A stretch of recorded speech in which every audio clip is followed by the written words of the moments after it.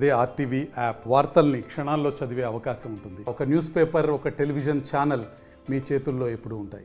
నేను press meet పెట్టిన తర్వాత ఎన్టీఆర్ సార్ వాళ్ళు కాల్ చేసి ఏమైందమ్మా, ఏంటి ప్రెస్లో వచ్చావు అని చెప్తే ఇలా అయింది సార్ అంటే మీరు నాతో ఒకసారి మాట్లాడించవచ్చు కదా అని చెప్పేసి అలా చెప్పారు సార్. సో అప్పుడే ఫోన్ చేశారు, నేను వస్తున్నానమ్మా మీకు డిశ్చార్జ్ చేపిస్తాను అని చెప్పేసి నిన్న నాకు 12 o'clockకి కాల్ చేశారు సార్. కాల్ చేసి నేను చేస్తానని చెప్పేసి నైటే వచ్చారు ఎన్టీఆర్ సార్ టీం వాళ్ళు.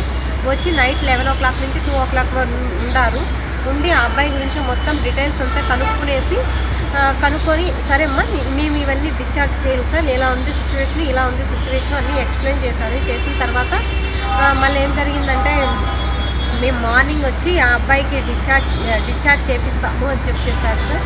మళ్ళీ మార్నింగ్ వచ్చి ఆ మేడం వాళ్ళతో మాట్లాడు, నిన్న 20 lakhs పే చేయమని చెప్పారు కదా.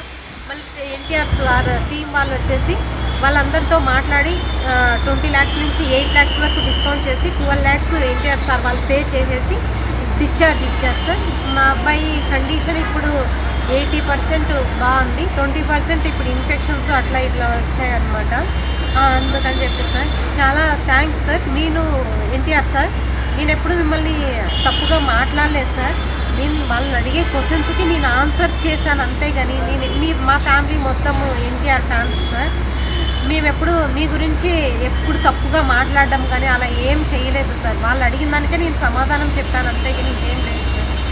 మా ఇంట్లో వాళ్ళందరూ మీరు మాట్లాడే స్పీచ్ విని మేమందరము ఒక పిల్లాడంటే ఇలా ఉండాలి అని మా అవ్వ వాళ్ళు అందరూ అలా అంటుంటారు సార్. మేము కానీ ఇలా మీరు మాట్లాడుతుంటే అలాగే టీవీ ముందర కూర్చొని చూస్తూ ఉంటాం సార్. Thank you sir. మా అబ్బాయికి డిశ్చార్జ్ చేసి మీ అందరి సపోర్ట్ వల్ల డిశ్చార్జ్ అవుతుంది. ఆ అబ్బాయి ఆరోగ్యం బాగుండాలని మనస్ఫూర్తిగా మీరు ఆ రోజు వీడియో కాల్లో కోరుకున్నారు, అదేవిధంగా జరిగింది సార్. చాలా చాలా థ్యాంక్స్ సార్. ఎన్టీఆర్ ఫ్యాన్స్ వాళ్ళు చాలా ఇబ్బంది పడినట్టున్నారు, నా మాటల వల్ల మీరు ఫీల్ అయినట్టున్నారు.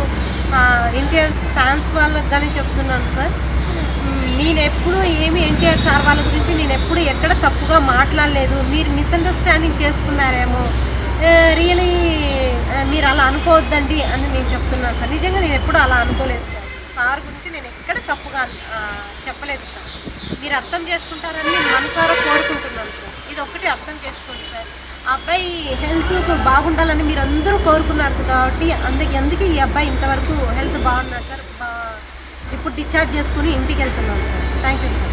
మరిన్ని వీడియోస్ కోసం ఛానల్ ని సబ్స్క్రైబ్ చేయండి. లేటెస్ట్ అప్డేట్స్ కోసం వాట్సాప్ ఛానల్ ని ఫాలో అవ్వండి. ఆ లింక్ డిస్క్రిప్షన్ లో ఉంది.